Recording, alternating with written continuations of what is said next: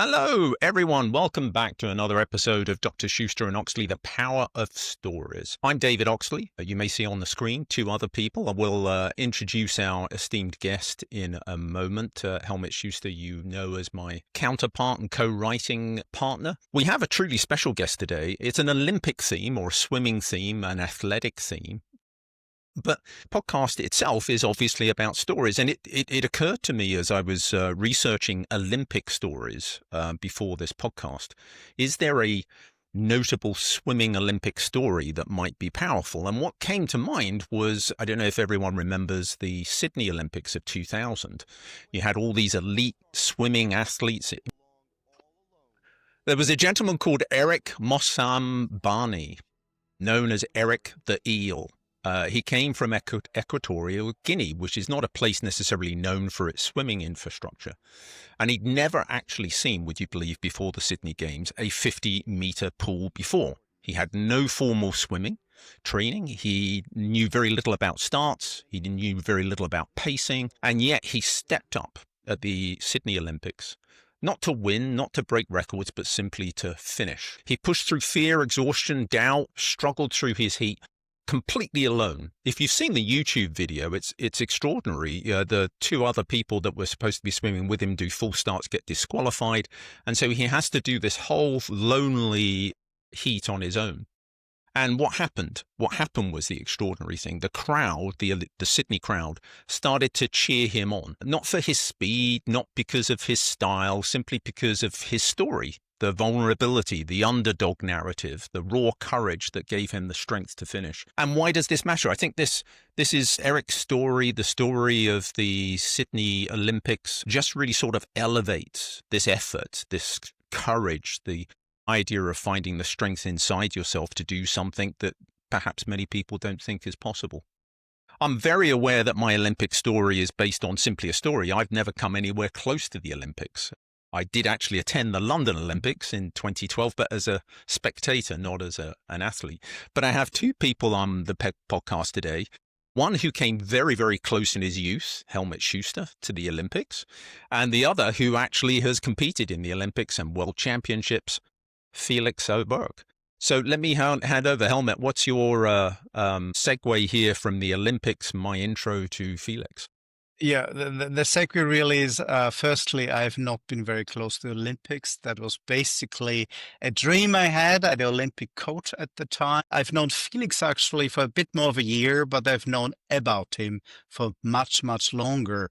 And the reason why that is, Felix was born in a place where I've lived quite a few years, where I was raised. And this is a place called Bad Vizslau, and this is a bottle. And David, this is very nice because we both grew up in a place called Bad Vizslau, which is famous for its water.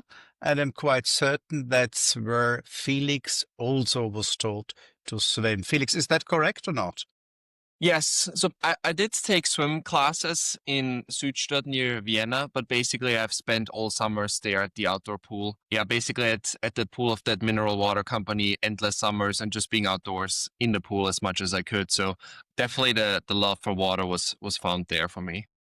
And I can very much relate to that. Felix, the nice thing in today's Asian time, you basically put something into ChatGPT and basically ask ChatGPT, tell me something about Felix. And there were not too many things I basically have known about you because we had really nice conversations.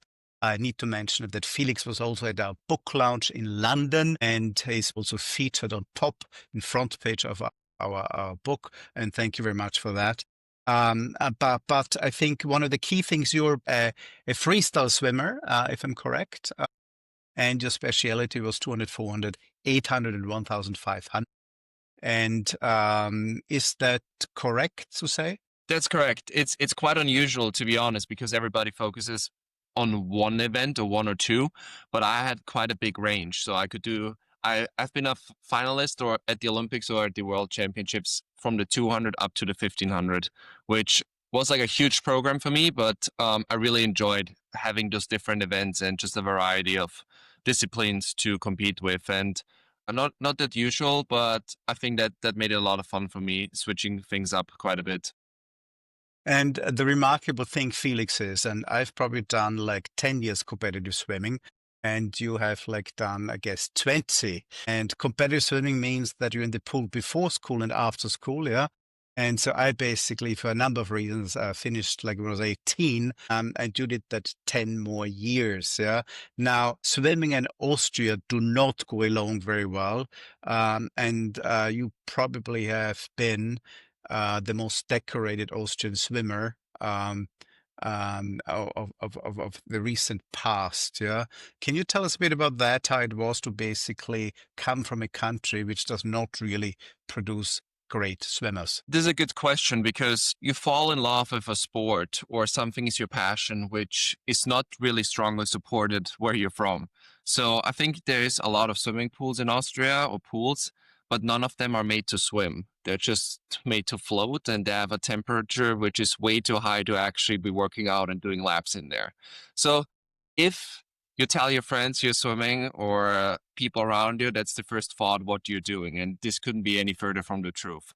So you look at a lot of other countries, and from quite a young age, it was clear for me if I wanted to become top of the world, I would have to leave Austria. And I think this is quite a harsh thing to realize when you're like 13, 14, 15 years old and knowing that the stuff you want to do so much probably does not have a future at home. And this basically brought me to a boarding school in Germany when I was 16 years old because I was surrounded by people like myself who had pretty much the exact same ambition and who went to an all sports school where we had a full swimming class. So it was 25 students who entered at the same grade, who all had the same daily structure as I did.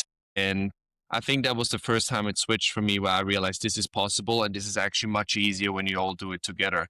We all had to swim from 6 to 8. We all had to take in our classes after that. We all had to swim in the afternoon again, do homework after our second sessions. Yeah, as you said, growing up in the country where it's not that popular, I found a way to deal with it by leaving Austria. And I certainly believe it has gotten a little bit better from the time I was there. There's more schools now in Austria, have corporations and like swimming classes and that stuff for students to basically train twice a day while they're actively doing their high school degree or whatever it might be. But it's still definitely a challenge just because the educational part there's just not a lot of understanding for what you're doing. And it's not that we want to get out of school. We just want to maybe start 1 hour later with school. We want to be able to repeat exams when we miss it because we're traveling a Thursday, Friday, or Monday because of a competition on the weekend. So it's just more of a cooperation we were looking for throughout the years, which wasn't really possible. But I think they're going towards a better direction with that. Okay, excellent. Now, before I hand over to you to add something to your story and start telling your story, just a question to you. It might be a trick question, but you have been, your partner, she's also like a swimmer, as I understand. You've been together since 2016, if ChatGPT is right. But now the question is, yeah. So she posted a photograph of you and her on July 6, 2025. What was the color of her dress? I mean, she may post every day with a different No, dress. it That seems a doesn't. very It was tough. Well, it was green. It was green. Okay, It was green. Okay. think this relationship must is get a huge meant prize to for that. last. Yes. I think you should get a huge prize for that. And now, basically, Felix, if there's anything you want to add about your academic, because you also are a PhD student now, yeah. But then I would ask you just basically tell us your story, and then we go into the dialogue about your story. I know that you have a very, very well articulated story, so over to you.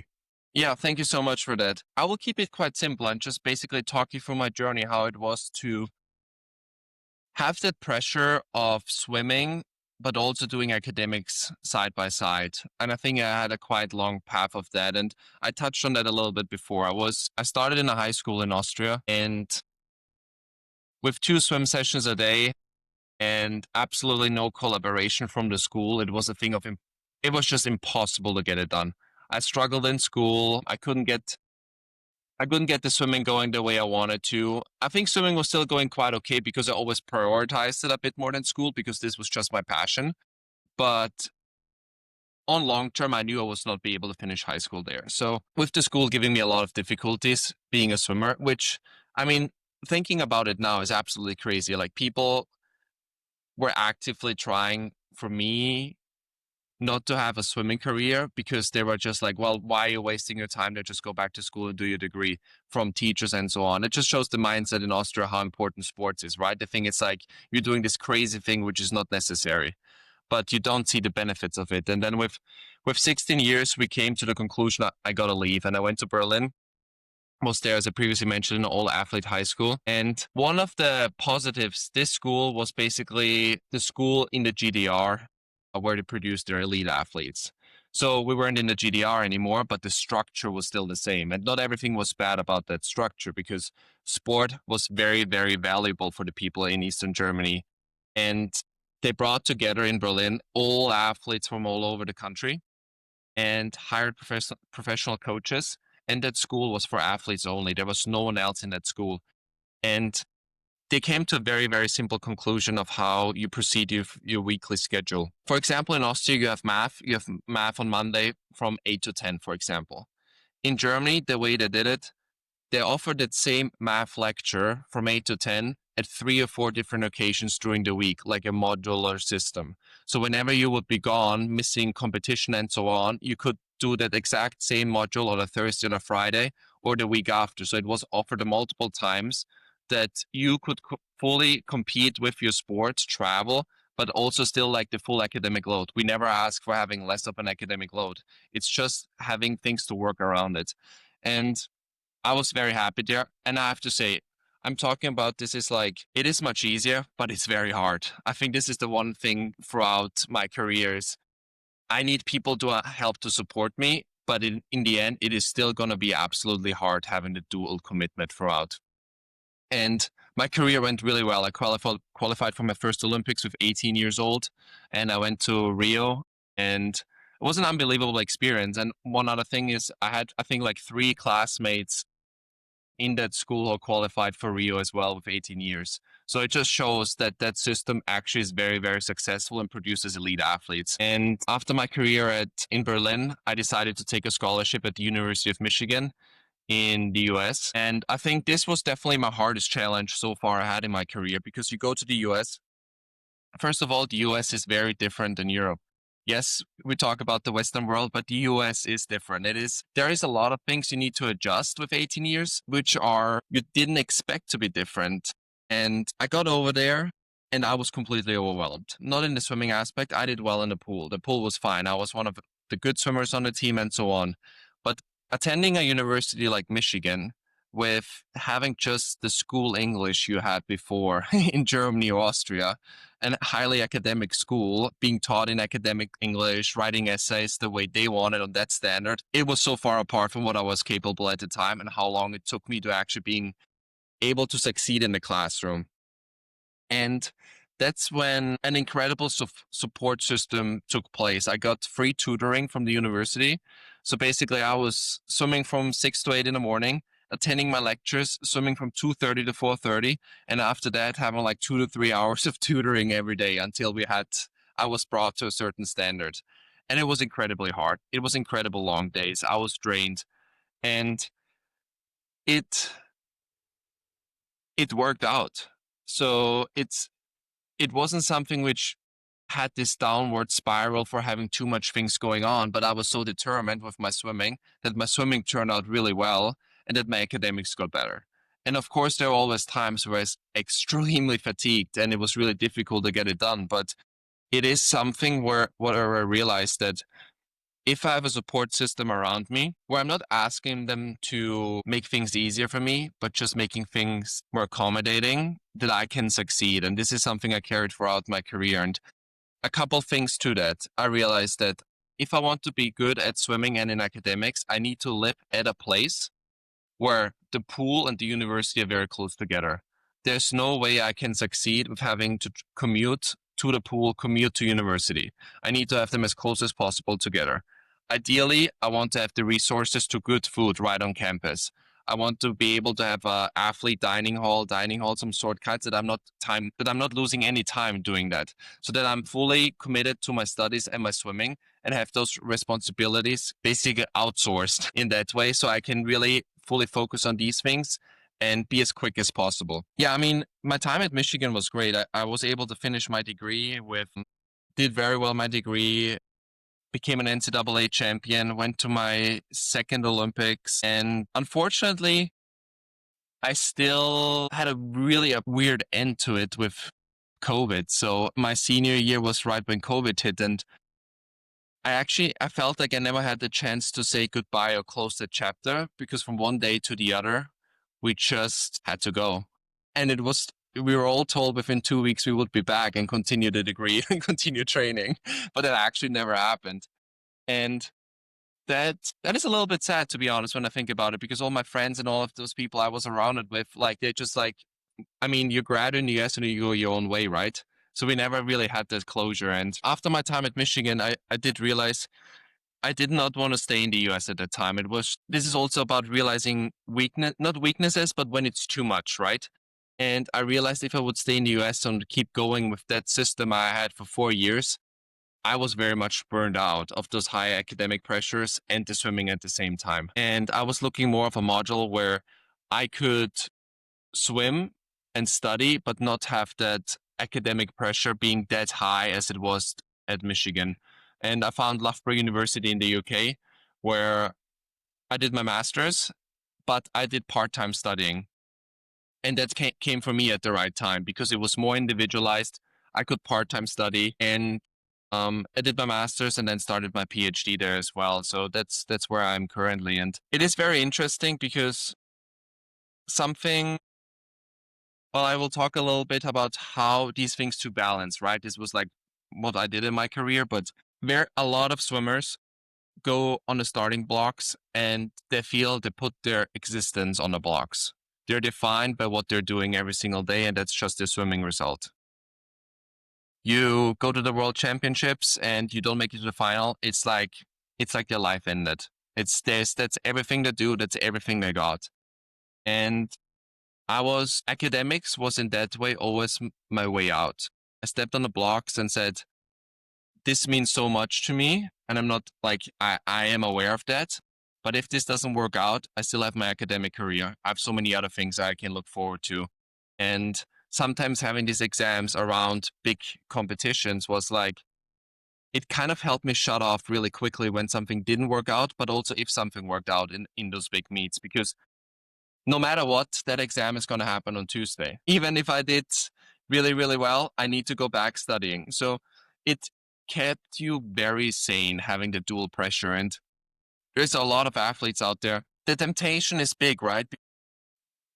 You make, I think, some decent money sometimes when you're 18, 19, 20 years old or in your early 20s, which your friends are at uni at the time or they're studying, they don't make any money. I'm not saying this is a lot of money, but all of a sudden you think you can afford this, you can buy a car, you have all these things, and you start thinking, hey, this is what I can do, and I don't need to do university because I have that money coming in, I can afford my lifestyle. But a lot of people misunderstand there's a very, very early retirement, if I call this, to professional sports.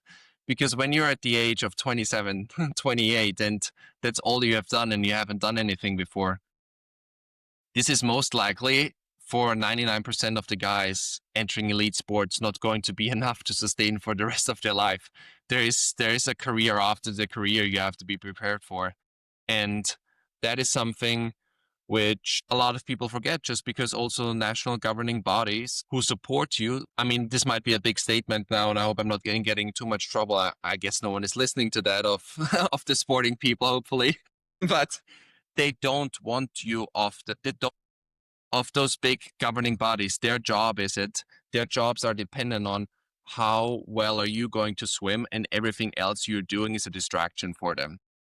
Felix, I should just jump in, and our podcast is particularly popular amongst the Olympic selection committees and NCAA coaches around. Okay, Felix, this is David's sense of humor.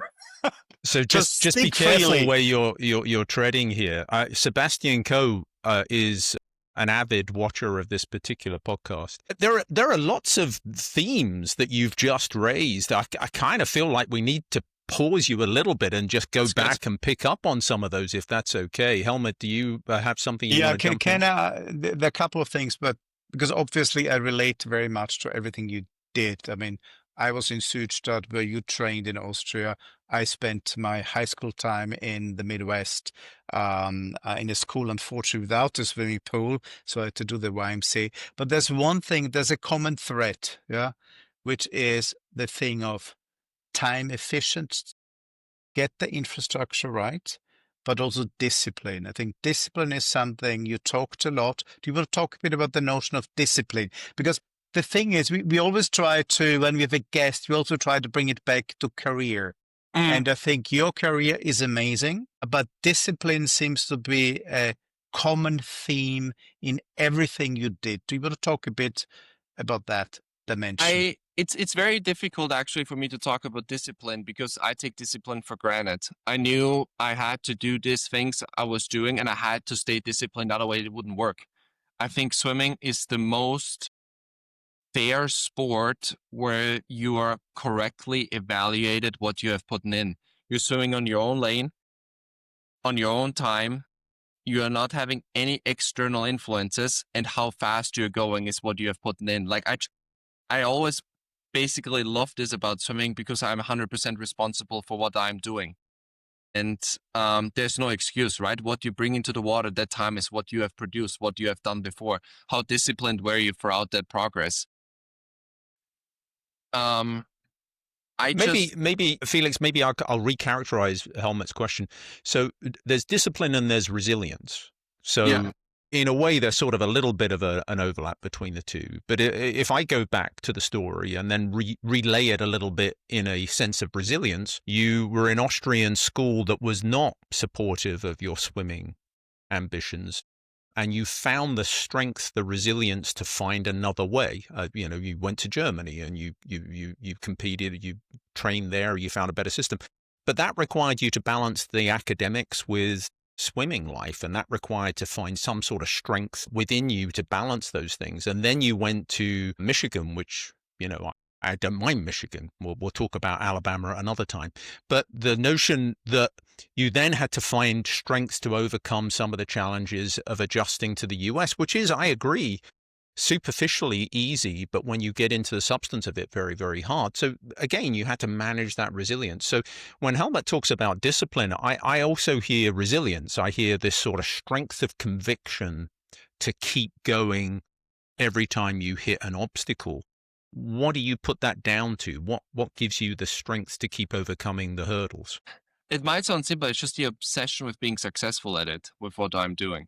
There's nothing more I wanted than having an Olympic medal. And whatever it took, I was able to do it. Or whatever I believed was the right thing to do, I need to do the stand on that podium. I will do anything at that time in my life. And just having that commitment, because you get so obsessed with the idea on standing on that podium. There's nothing else you want more. It's like you get obsessed with it and you sacrifice a lot, but I can stand here right now and I'm feeling I didn't sacrifice anything because swimming is giving me so much. It's a really weird thing. People look at me as like, you haven't done anything, like not done anything, but like you have missed out on so many things because you went to bed early, you trained twice a day, you didn't attend those concerts, those parties. It's like, I don't care. Like there was nothing else I wanted more than that. And I think it is a really beautiful thing when you can have something in life which gets you so crazy. And the last thing I say about this, I actually had a lot of fun doing it. Like I loved swimming. It's like actually something I really enjoy. It was an easy commitment in that aspect. So you were a world record holder at one stage, were you not, Felix, or you still are? No, I had I think the third fastest time ever at some point, and I won a world championship title. So in 2021, I became world champion in the 400 freestyle. Okay. I mean, so you achieved this dream of standing on the podium. So in that sense, you realized that ambition. Is that? I feel like I wanted a bit more even than talking about this right now. So the one thing I didn't achieve was an Olympic medal, and I got fourth in 2021 and missed the podium by 13th 100ths. And If I would have done that, I could say I've done it all, what I wanted to do. Like even still now, I'm just still annoyed about the race, right? I can't let go in some aspects of what could I have done different. And it's like 4 years ago now, and I still feel like I'm still thinking about it, but I'm very happy with it. It's also one of those weird things I say quickly about this. You get fourth at the Olympics and you believe this is the worst tragedy in your life. And then 6 months later, you go like, actually, I got fourth at the Olympics. But it takes you quite a long time to realize that. That's a very good insight. Felix, I mean, for me, the thing is, you said one thing, you're obsessed. You call it obsession. I call it focus. Yeah. I call it focus. Yeah. And there's one thing which I found really interesting what you said is, and some of the biggest entrepreneurs of today's time, like Steve Jobs or Elon Musk, they have one ability, which I think is a superpower, just like get rid of the noise and focus on one big Mm. thing. So how do you think, I mean, you're now a PhD student. You've told me a bit about that. I think the topic you're writing about is actually amazing. Yeah, it's very important. Yeah.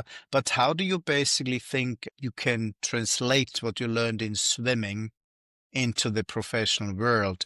Because I firmly believe, and in my career, I always liked people who had a try at professional sports or competitive sports. I do believe that they are better in a corporate context as well. There's one thing I can highlight right away. That's communication. There's nothing which works in elite sports without communication. You need to communicate actually quite personal information, how you're feeling, what your emotional state is, and so on. So you're very much aware of that, and you communicate with your coaches and your support staff about what is right, what is wrong, and it is instant communication. I think as an elite athlete, you carried it quite well in the professional workspace. You're a communicative person. You're not trying to, how am I going to phrase this? How I'm going to do this? You go straight forward into it because you want to move forward. You're working for a goal and you're a very clear communicator. The second thing is teamwork. Even though swimming is an individual sport, when you compete, you train with a team. You have a team surround you. So you really learn to see how to take care of people around you and help them when they need. And I think doing this for 20 years, this is something you carry in the professional workspace as well. Might not be something you were doing right away when you're beginning with your career, but I think you just have a good sense of others when others need help. And I think that is something very underestimated in the world we live in today, that we just have that helping hand around us.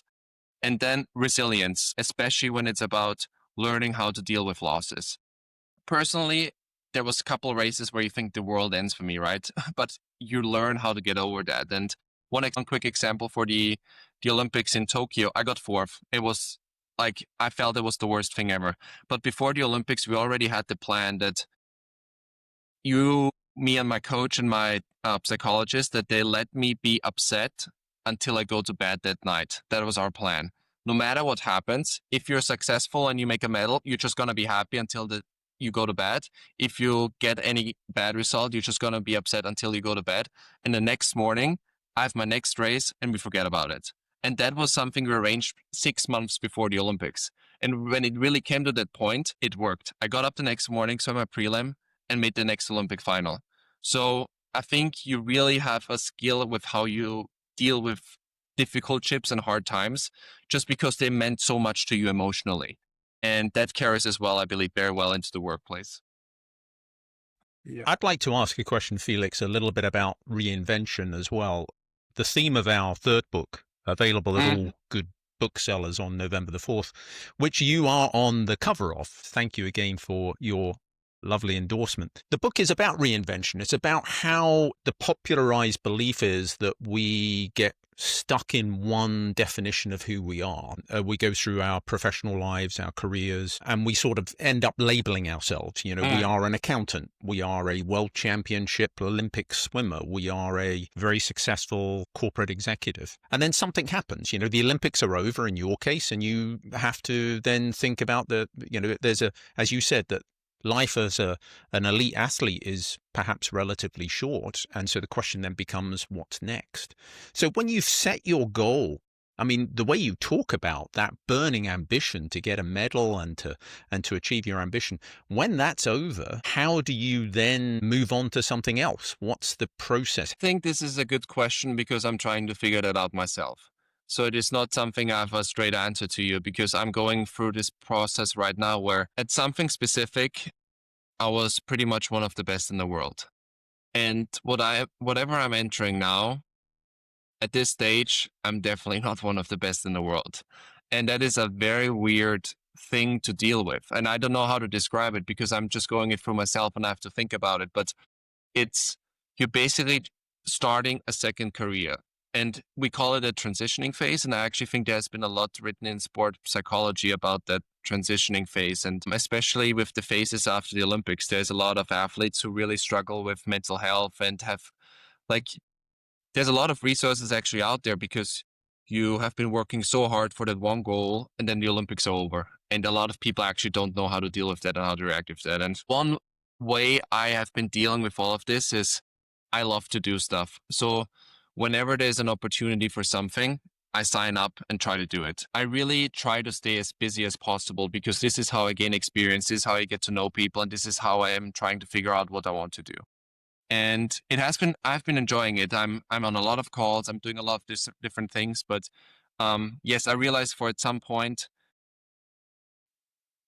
when I have this PhD, I want to start with work and just basically grind myself up there, how I did it in swimming. It is a really good question, and I actually don't have an answer of how to deal with this. This is the way I'm dealing, but I don't know if this is something which would be applying to all of us people transitioning or having that switch of identity, because it is weird. It is weird. Felix, there's one thing I really admired about you and talking to you, and you talked about it today as well. You always had the duality where you said swimming was my number one objective, but equally I realized that I wanted to be good at academics as well. Yeah. So when you say many people struggle, or sports people struggle with kind of retirement because there is nothing, there's a void. I think you never had the void. You've been writing or doing a PhD for quite some time. So I find that actually quite, but there's one thing you also mentioned, which I find really we should explore a bit. You said basically when you're a swimmer, you just want to get feedback how to become better.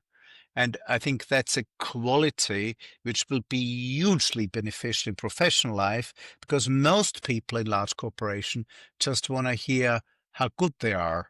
Most people just really are not very happy if you just focus right on the things they can do better.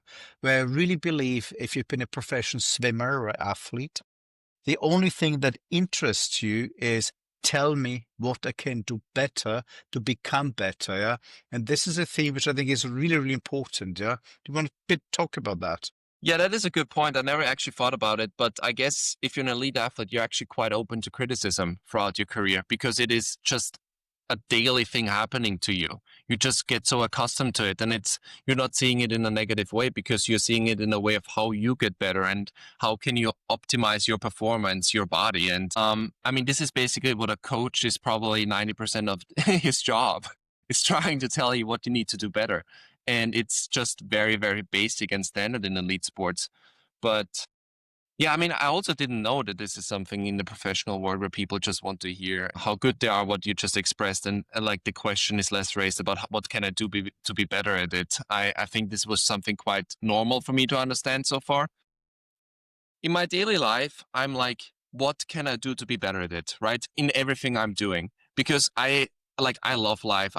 I love being here, doing different things, and whatever I pretty much do, I want to be as good as possible at that, because why is that not what I'm trying to do? Why I'm not trying to go for excellence? Because I don't know, I feel like it just gets me further in life, and I enjoy being better at things. It's a fun thing to be good at stuff. And I think this is something people don't say often. It's like they don't want to brag about stuff that they're really good at, but it's actually, if you do something really well, you really enjoy it. I mean, I Well think there's a said. future there in motivational books or motivational speeches, or you definitely have plenty of material depending on which direction you want to go in. I think the big, at least based on the research that Helmut and I have done, a lot of the challenges is being disorientated by being fixed in one space. You know, the idea of training, surrounding yourself with that ecosystem, which is swimming, and then trying to transplant that with a fundamentally different ecosystem, which is either business, academics, publishing. All of these things take a little bit of time to learn. And I think what you said, I think was so powerful, that the idea of coming to terms with something that you're no longer the champion of, that you're no longer the most elite at, and having to sort of start at the bottom of the ladder again. Hats off to you, Felix. You absolutely are crushing it on all sorts of levels, it seems to me. And there are so many lessons for us to draw out. Helmut, anything else that you'd like to ask before we start to wrap up the episode? No, I think just one thing I would like to say. I mean, Felix, I've known you for quite some time now, and I do believe you don't have to be worried about your future at all, because I think you have a good brain, a great way of thinking, wonderful interpersonal skills, and I call it IQ for brain, EQ for social competence, and drive for being the best. And for me, these are the basic pillars of having a great career in whatever you choose to do. I think the biggest question is really, what do you want to do? Yeah. And I think that's what you're currently sorting out, figuring out. And we're going to have like more conversations around that. But I think you will do fine. Thank you. That's all I want to You say. want to ask your question? Well, the last question is really, and now like after this conversation, what is the one advice you would give to a person your age, late 20s, early 30s, yeah, as they enter in career? What is the one thing you would really think very useful for them? Yeah, this is something I've stuck through all of my swimming career. Like when I discovered that was control what you can control the controllables.